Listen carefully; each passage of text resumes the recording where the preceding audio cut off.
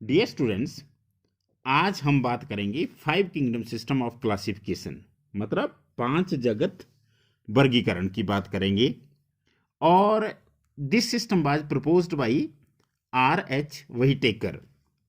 ये हम पिछले वीडियो में भी डिस्कस कर चुके हैं कि ये सिस्टम किसने दिया है, किसने प्रपोज किया है। R.H. Whittaker. And R.H. Means Robert Harding. Robert Harding Whittaker ने ये सिस्टम प्रपोज किया है और it by proposed in the year of 1969 1969 ईस्वी में 5 जगत वर्गीकरण का ये सिस्टम R.H. व्हिटेकर के द्वारा दिया गया। अब उन्होंने ये सिस्टम क्यों दिया या इस सिस्टम की क्या आवश्यकता पड़ी, तो इसके पीछे ऐसे इश्यूज और ऐसी कंसिडरेशन थी जिनकी वजह से वो इन्फ्लुएंस हुए कि एक ऐसे क्लासिफिकेशन के सिस्टम की जरूरत है जिसमें वो शॉर्ट कमिंग्स जो है पूरी हो जाए। तो क्या थी? सबसे पहले हम बात करेंगे शॉर्ट कमिंग्स की या ड्रॉबैक्स की भी आप कर सकते हैं। Shortcomings of previous system of classification. कौन से प्रीवियस?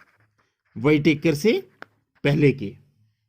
आपने देखा कि हमने बात की 2 kingdom system of classification bye Aristotle. इस तरह से और भी क्लासिफिकेशन के सिस्टम आए, उनकी क्या कमियां थी? सबसे पहली कमी, the organisms which were widely different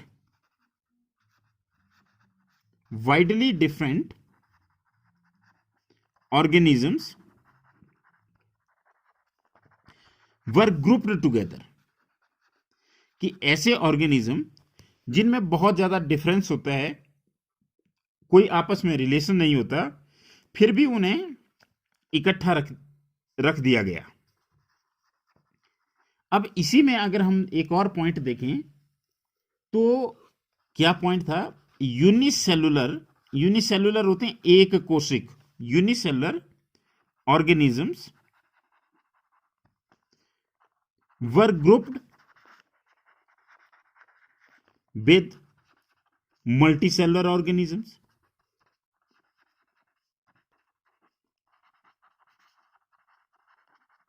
जैसे इसमें मैं एक आपको एग्जांपल बताता हूं कि कैसे एक कोशिक जीवों को बहुकोशिक जीवों के साथ रख दिया गया।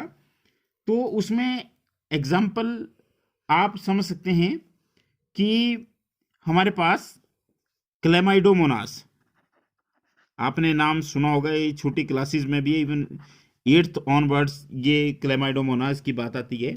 ये एक कोशिक जीव होता है और इसके साथ स्पाइरोगाइरा रख दिया। ये भी एक एल्गी है, पर इन दोनों में क्या है, ये यूनिसेलुलर है और ये multicellular, but these were grouped together.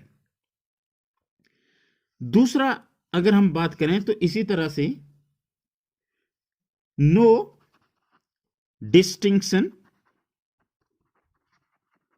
Between prokaryotic and eukaryotic organisms. कि प्रोकैरियोटिक और यूकैरियोटिक ऑर्गेनिज्म के बीच में कोई भी भेद नहीं किया गया, उनको साथ रख दिया गया। कैसे रख दिए गए? जैसे हमारे पास बैक्टीरिया है,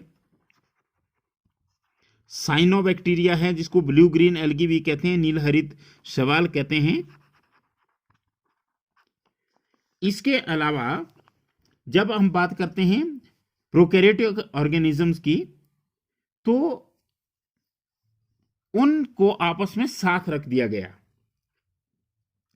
अब जैसे हम बात करते हैं कि प्रोकैरियोटिक क्या होते हैं। प्रोकैरियोटिक ऑर्गेनिज्म वे होते हैं जिनकी सेल के अंदर न्यूक्लियस वेल डिफाइंड नहीं होता, मतलब उनकी कोशिकाओं के अंदर केंद्रक नहीं होता। जैसे अगर मैं यहां पे एक सेल बनाऊं, सिंपल सा मैं डिफरेंस दिखाऊं, तो ये क्या हुआ, जैसे एक सेल ये है, एक सेल ये है, तो जो मेन डिफरेंस है वो ये आप यहाँ देख सकते हैं, न्यूक्लियस के चारों ओर न्यूक्लियर मेम्ब्रेन है, यहाँ पे नहीं है, यहाँ पे जो जेनेटिक मटेरियल है वो नेक्ड पड़ा हुआ है।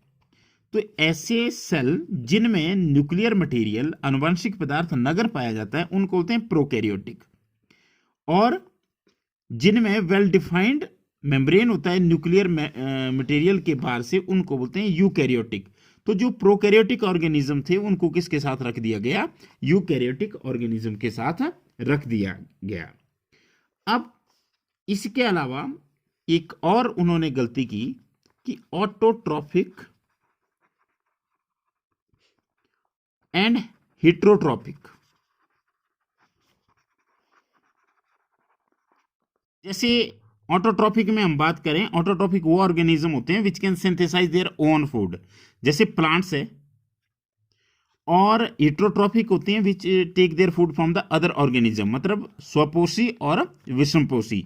स्वपोषी जो अपना भोजन स्वयं बना सकते हैं जैसे प्लांट्स हो गए, और विषमपोषी हेट्रोट्रॉपिक वो होते हैं जो अपना भोजन स्वयं नहीं बना सकते, वो दूसरों से अपना खाना लेते हैं, भोजन लेते हैं, तो उनको बोलते हैं हेट्रोट्रॉपिक। तो हेट्रोट्रॉपिक में जैसे अभी मैं आपको एक बात बताने जा रहा हूँ कि जो प्लांट किंगडम था पहले की क्लासिफिकेशन में, उसमें क्या क्या इंक्लूड कर दिया था। जैसे हमने बात की कि जो हमारे पास यूनिसेलुलर ऑर्गेनिज्म थे, बैक्टीरिया, साइनोबैक्टीरिया वगैरह, उनको इंक्लूड कर दिया था फंजाई के साथ, फर्न के साथ, जिम्नोस्पर्म्स के साथ, एंजियोस्पर्म्स के साथ, या मॉसिस के साथ। इन सबको एक ही किंगडम में लिया गया था।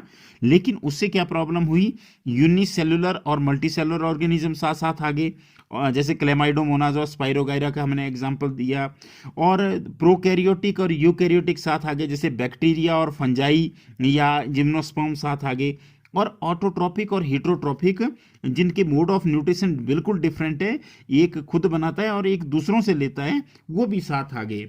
इसके अलावा एक और चीज़ का उन्होंने ध्यान नहीं रखा। उन्होंने क्या किया कि ये जो ग्रुपिंग की थी, कि जैसे हमारे पास जो ग्रुपिंग थी बेसिकली वो की थी सेल वॉल के बेसिस पे, कि इनमें जिनमें सेल वॉल होती है वो प्लांट्स है, जिनमें सेल वॉल नहीं होती, जिनकी सेल में, वो एनिमल्स है। लेकिन सेल वॉल में क्या है, जैसे composition of cell wall was not considered.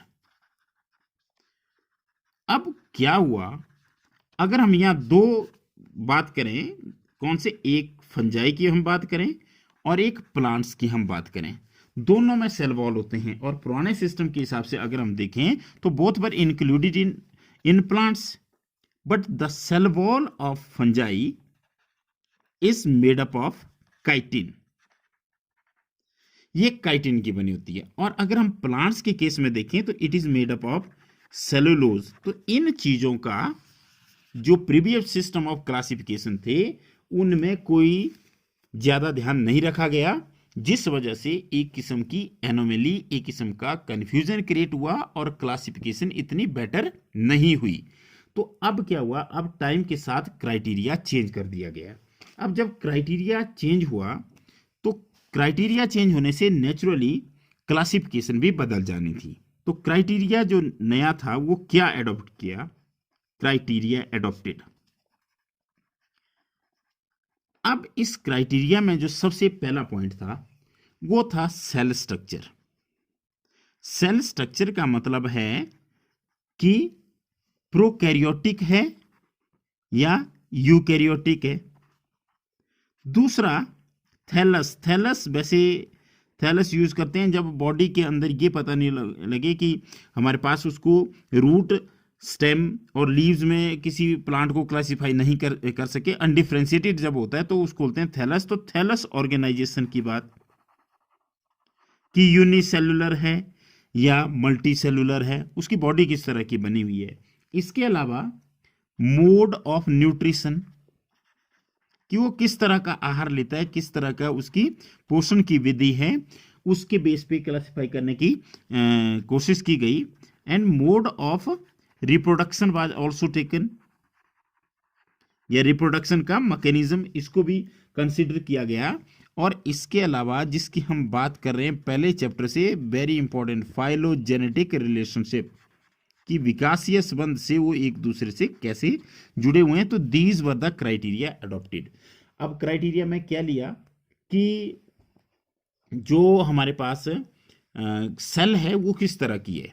किस तरह का मतलब है, क्या वो प्रोकैरियोटिक है कि यूकैरियोटिक है, क्या बॉडी यूनिसेलुलर है कि मल्टीसेलुलर है, क्या वो फोटोसिंथेटिक है और नॉन फोटोसिंथेटिक है, उनमें मोड ऑफ रिप्रोडक्शन में ये सेक्सुअल होता है, सेक्सुअल होता है, ये सेक्सुअल में किस तरह का होता है, तो वो सारी चीज़ें, और how they are related to each other, ये सारी चीज़ें जो इस सिस्टम में कंसिडर की गई।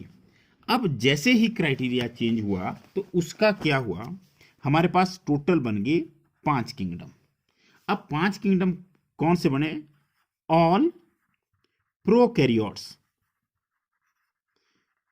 वर included in a separate kingdom at that kingdom is called as Monera. Monera में कौन रखे गए, जैसे बैक्टीरिया वगैरह रखे गए।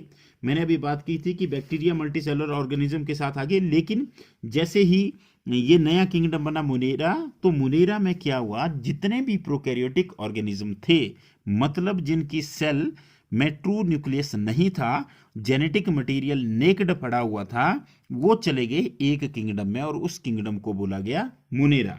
दूसरा, unicellular organisms but unicellular eukaryotes. अब आपको पता है कि प्रोकैरियोट्स का तो एक अलग किंगडम बन गया मुनेरा। अब यूकैरियोट्स बच गए। यूकैरियोट्स में भी जो यूनिसेलुलर थे उनका एक अलग किंगडम बना दिया और उस किंगडम को बोला गया प्रोटिस्टा। मतलब प्रोटिस्टा का क्या हुआ कि जैसे क्लेमाइडोमोनास वगैरह थे, तो क्लेमाइडोमोनास को एल्गी के अंदर कंसिडर किया था। यहां पर क्लेमाइडोमोनास क्लोरेला जिनको प्लांट्स में कंसिडर किया गया था, वो पैरामीशियम और अमीबा के साथ एक अलग किंगडम में आ गए और उस किंगडम को बोला गया किंगडम प्रोटिस्टा।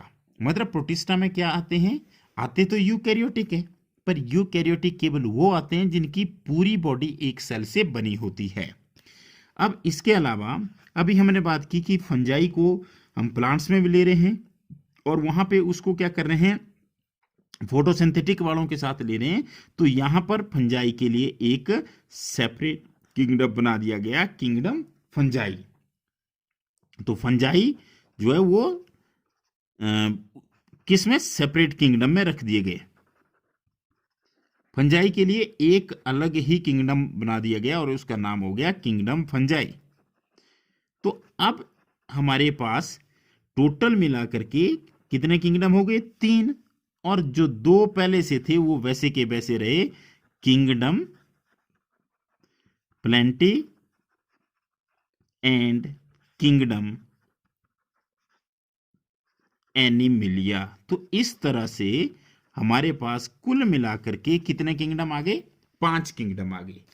तो ये था 5 किंगडम सिस्टम ऑफ क्लासिफिकेशन। अगर हम इसको एक फ्लो चार्ट के फॉर्म में देखें तो आपको बिल्कुल क्लियर हो जाएगा। सबसे पहले तो हम बात करते हैं कि 5 किंगडम कैसे कैसे आते हैं। हमारे पास जितने भी ऑर्गेनिजम्स हैं, जितने भी सजीव है, उनको हम क्लासिफाई करेंगे। सपोज पहला क्राइटेरिया हमने लिया सेल टाइप या सेल स्ट्रक्चर भी बोल सकते हैं इसको। अब सेल स्ट्रक्चर या तो प्रोकैरियोटिक होगा या यूकैरियोटिक होगा। तो आप देख सकते हैं इसके बेसिस पे 2 किंगडम, 2 ग्रुप बन जाएंगे हमारे पास। कौन से 2 ग्रुप, एक में आ जाएंगे प्रोकैरियोट्स और एक में आ जाएंगे यूकैरियोट्स।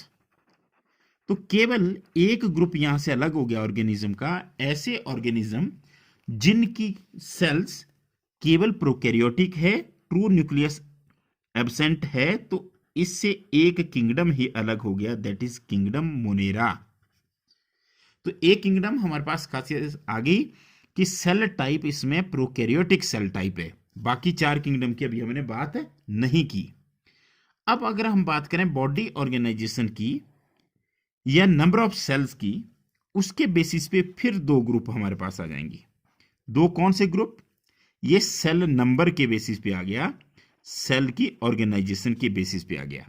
कैसे, या तो वो यूकैरियोट होंगे, तो यूकैरियोट्स, क्योंकि हमें पता है प्रोकैरियोट तो एक अलग ही किंगडम हो गया, या तो यूनिसेलुलर यूकैरियोट्स होंगे या मल्टी सेलुलर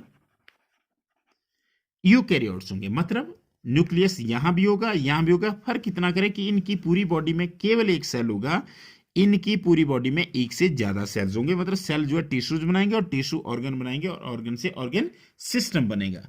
तो इससे एक और अलग किंगडम हो गया हमारा अलग, that is called as kingdom protista.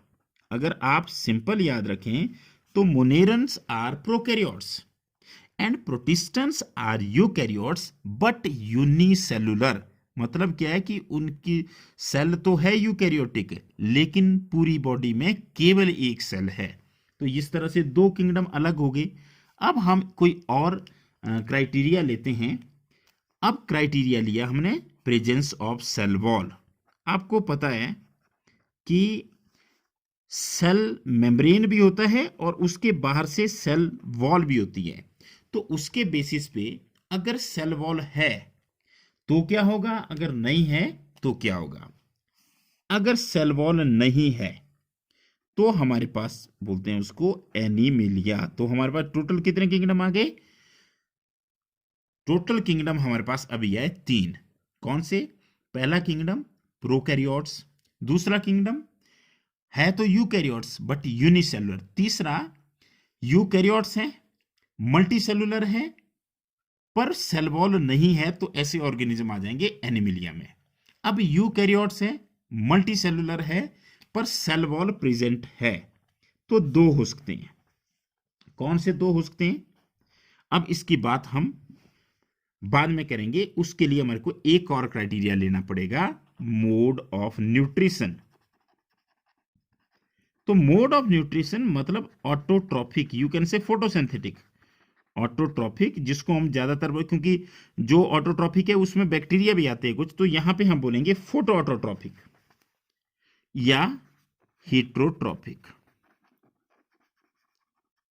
मतलब क्या हुआ कि द यूकैरियोट्स, यहां से चल सकते हैं आप, कैरेक्टरिस्टिक देखो, the eukaryotes which are multicellular and having cell wall and which can synthesize their own food were included in a separate kingdom, and that kingdom is called as kingdom plantae।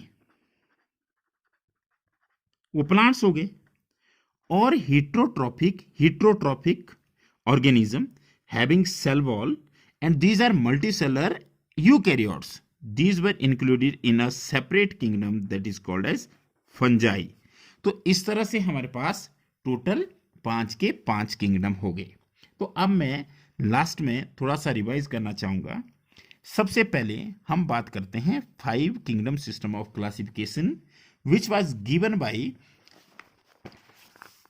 R.H. Whittaker इन 1969। और इसकी जरूरत इसलिए पड़ी क्योंकि initial जो classification थी उसमें अगर हम बात करें bacteria, cyanobacteria, fungi, mosses, ferns, gymnosperms and angiosperm, इन सब को एक किंगडम में रख दिया। उस किंगडम का नाम था प्लांट्स, क्योंकि इन सब में सेल वॉल थी। इसकी वजह से क्या हुआ, यूनिसेलुलर जैसे क्लेमाइडोमोनास और स्पाइरोगाइरा मल्टीसेलुलर के साथ आ गए, प्रोकैरियोटिक यूकैरियोटिक के साथ आ गए, ऑटोट्रॉपिक हीटरोट्रॉपिक के साथ आ गए, और फंजाई और प्लांट्स एक किंगडम में आ गए, जबकि ये ऑटोट्रॉपिक होते हैं और ये हीटरोट्रॉपिक होते हैं। तो क्या किया, क्राइटेरिया चेंज कर दिया गया और उस क्राइटेरिया में हमारे पास इन कैरेक्टरिस्टिक को इंपॉर्टेंस दे दिया गया, जो कि बहुत ही कॉमन कैरेक्टरिस्टिक थी, सिंपल थी और डिस्टिंक्ट थी, जैसे cell structure, thallus organisation, mode of nutrition and phylogenetic relationship. जब इन्हें अडॉप्ट किया गया तो हमारे पास कुल मिलाकर के 5 किंगडम आए, और उन 5 किंगडम में जो प्रोकैरियोट्स थे वो एक अलग किंगडम में चले गए प्रोकैरियोट्स। उस किंगडम का नाम था मोनेरा। और अब बच गए यूकैरियोट्स। यूकैरियोट्स में भी जो यूनिसेलुलर यूकैरियोट्स थे वो एक अलग किंगडम में चले गए, that kingdom was known as Protista. और अब बच गए फिर से हमारे पास कुछ और मल्टीसेलुलर ऑर्गेनिज्म।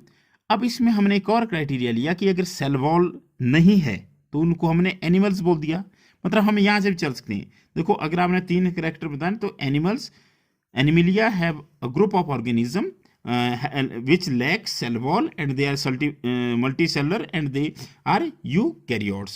तो ये एनिमिलिया। अब अगर सेल वॉल है तो सेल वॉल है तो क्या वो खुद अपना भोजन बनाते हैं या दूसरों से लेते हैं? अगर खुद बनाते हैं देन प्लेंटी, अगर दूसरों से लेते हैं देन फंजाई। अब ये था 5 किंगडम सिस्टम ऑफ क्लासिफिकेशन। हालांकि अब इसमें भी मॉडिफिकेशन होती जाएगी धीरे धीरे। अब हम जीन लेवल तक पहुंच चुके हैं और क्लासिफिकेशन का सिस्टम हो सकता है और ज़्यादा चेंज हो जाए, लेकिन अभी तक इसको हम बेस्ट मानते हैं। और इससे कई बार नीट या पीएमटी में कई बार क्वेश्चन आ भी चुका है, कई बार तो डायरेक्ट क्वेश्चन पूछा गया है कि ये जो क्लासिफिकेशन है ये किसने दी है, 5 किंगडम सिस्टम ऑफ क्लासिफिकेशन। तो इस तरह के क्वेश्चन इससे आते हैं। कल हम बात करेंगे इसी 5 किंगडम सिस्टम ऑफ क्लासिफिकेशन की। वहाँ पर हम एक एक कैरेक्टरिस्टिक लेकर के एक टेबल के रूप में इनको डिस्कस करेंगे कि ये जो मोनेरन है इनके क्या कैरेक्टरिस्टिक होते हैं, प्रोटिस्टा के क्या कैरेक्टरिस्टिक होते हैं, और फंजाई, प्लांटी एंड एनिमिलिया। केवल हम एक टेबल की मदद से इन सब को डिस्कस करेंगे। That we will do in the next video. Thank you very much.